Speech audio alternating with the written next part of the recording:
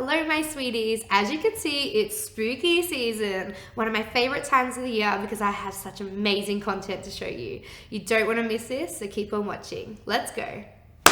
Today, for the first Halloween video, I thought it'd be awesome to make some pink and purple cute cookies. I've noticed lately it's become really on trend to make them really super cute and fun. I'm still a spooky gal, so you'll have to keep watching the series because we will have some spooky videos coming.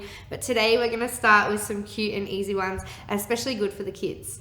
So I have a range of cutters here from all different small businesses. I will put them all in the link below, so I'd love if you support them also and purchase their products because they're all handmade here in Australia, which is amazing. First, I'm gonna start with my cute arch cookie, which I love because it's literally just like a tombstone. And I love these for Halloween because you can just put a simple pattern on it and it looks really effective.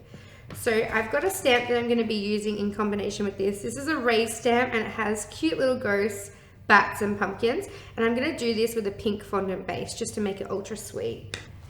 So I've got our Bakewell's ready to roll fondant icing. As you all know, I love this fondant icing. It's super easy to work with. So I've already pre-colored that into a pink today. And then all we wanna do is give that a quick knead on our bench to make sure it's nice and soft. What was that? That fell over. Make sure our fondant is nice and soft and pliable. If it is sticking a little bit, just add a little bit of corn flour onto the bench. You don't need too much, which is great. And I'm just gonna take my rolling pin and start rolling that out until it gets to a thinner consistency. I aim for about 3 millimeters here because we are gonna put our stamp on and roll it a little bit more. But this is just practice getting the right consistency of how much icing you like on your cookie. Perfect. Once my fondant's rolled out, I'm just gonna pop my stamp down with the indents facing down and lightly push that stamp onto the icing.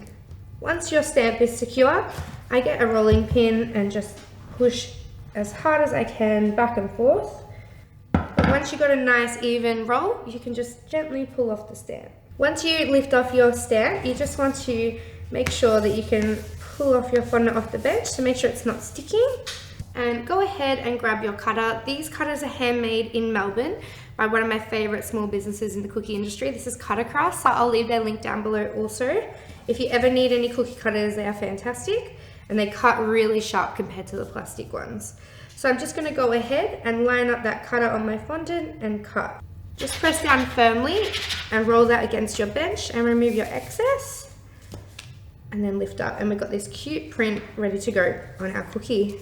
Now lightly pick up your fondant and I just flip it over into the base of my hand and add a little bit of water on the back with a food safe paintbrush and then connect it with my cookie. And I'm just lightly smoothing it to make sure that they've got a good connection, as when that will dry, that'll be nice and stuck. Before I decorate them, I'm gonna go ahead and do the base on my rectangle cookie because I'm gonna do them as a set.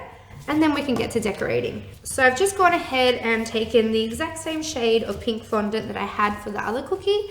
And because I want them to look really in sync, I wanted to keep them the same tone. So I'm just adding some white fondant and kneading it together to make it a lighter color. Once our fondant is all kneaded, we're gonna go ahead and roll it out just like we did last time with a little bit of corn flour on the bench. With this one, I'm gonna go ahead and cut my rectangle shape that I'm gonna use for my cookie. At the moment, my cookie is just plain, but we are gonna add a pattern to it. But I have got a stencil here from Sweet Sticks to use. I am absolutely loving their new stencils that they've just recently brought out in Australia, but they do ship worldwide and they are a great Australian brand. So I am gonna use this back cute stencil on the cookie to make a pattern. So I have cut already my shape to size so I don't waste any excess fondant with putting any excess color on it so I can reuse that next time. Today I'm using the Sweet Sticks paint activator with the stencil. This is a really great method to use with the stencils because it dries rub free. So when you put your luster dust on the cookie, it's not gonna come off, which is really fantastic. So just drop a few drops of this into a container that you have nearby. I just use a container so I can keep using it throughout the day. So I'm gonna go ahead and take my stencil from Sweet Sticks and lay it on top of my cookie. At this stage, I have nothing on top of the cookie other than just that plain fondant icing. What you're gonna do is gently roll the stencil into the cookie so it sticks. As you can see, it will make our shape not the same shape again, but we can just use the cutter after to put it back in shape, so don't worry about that. And I'm gonna go ahead and get the paintbrush with just a drop of that activator and paint on that activator onto the stencil and the icing. You don't need too much here, you just want to make it tacky, so just put only one drop at a time until it's nice and sticky. Now I've got some Luster Dust by Vivid, and I've gone with the purple today just to go with our cute spooky theme. And I'm going to be using this Luster Dust with the Sweet Sticks brush. So I'm just going to open the container and just dab into the container and put some in the lid so you don't get too much at a time. And then we're going to go straight onto the fondant that is sticky already. And we're going to keep dabbing the purple metallic dust onto the cookie. Once our stencil is all full, as you can see, my whole stencil looks purple. You can just brush off any excess, but if you don't use too much at the start, you won't have an issue with too much.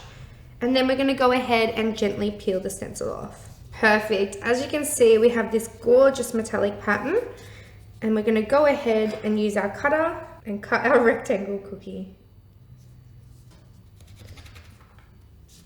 And then just remove the excess. And that's what's so great about cutting the shape before we roll. We don't have too much wastage. Okay, and as you can see, we have this beautiful pattern on the back of our cookie, and you can see just how much it shines as well. So it looks absolutely stunning as a feature. Now, just like we normally do, I usually flip it into my hand just to give it a solid base, a little bit of water on the back like normal, and stick that to our cookie. Okay. Now I'm just rubbing the icing gently around the corners just to make sure it's nice and stuck to our cookie.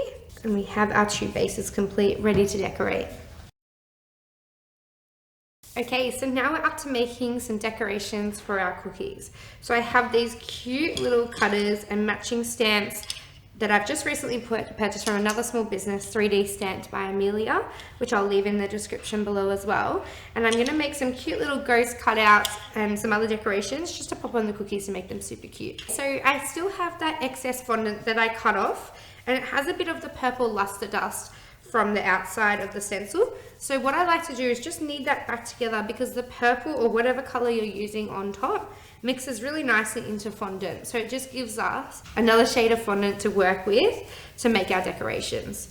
So I'm just gonna put some corn flour down, and I've only got a little bit, but that's perfect because at least we can use up that excess fondant and we don't have any wastage. And I'm also gonna roll out a little bit of that light pink as well that we used as the base, just so we have some different options. We don't want these too thick because they are going to go on top of the cookie, which is already iced. And then I've also got a little bit of a darker purple as well, so we can incorporate all the colors here. Okay, now that we've got all our fondant rolled, we're going to go ahead and place our little stamps onto each color, which color we'd like them. And we're going to push down firmly on each one to ensure we have a really nice stamp. Okay, now we can go ahead and slowly lift off the stamps. And then go ahead and place your little cutter over the top. And use a bit of force to make sure it's nice and clean. And pop out our little shapes and give them a smooth around the edges. Now we have our little shapes to go on our cookie. Okay, now that we have all our basics ready to go, I'm just going to also grab some sprinkles, because I think that would be really cute for our cute spooky set. And I'm gonna just flip over our little decorations, put a little bit of water, and then see where I wanna place them. So I'm thinking to have the purple ghost on this one. That's super cute. A little bit of water just around my ghost, and that will just give us a spot to stick our sprinkles. So I usually put my sprinkles in a container where I can hold the cookie over the top and sprinkle them on and let the excess fall off. And then I push them down gently. And now the same with our other cookie. I'm just going to go in with a tiny bit of water. I just add a little bit at a time because you can always add more, but it's hard to take it away once you've added the water. So that's a good way to add a little bit of shimmer and shine without being too overbearing and keeping it nice and pretty looking still. So as you can see, that's a super easy way to use some simple cutters to make some beautiful Halloween cookies.